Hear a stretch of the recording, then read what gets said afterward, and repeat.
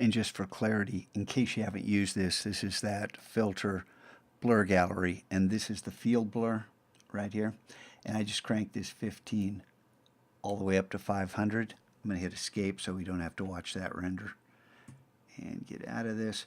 And then the path blur right here, just cranking up the speed to 500 right here, not playing with the strobe. If you haven't seen that, that's down here. That's used for something else, but here we go. Strobe strength is 0.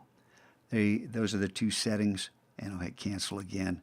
That generated that. And in the prior video, at first I said there were 2 field blurs. There's actually three field blurs after the path blur. That was the first step I did. And this is just an experiment. I don't know that this is, well, I know for a fact this isn't the best way to do it, but it's certainly far better than the way I taught you using the old blurs.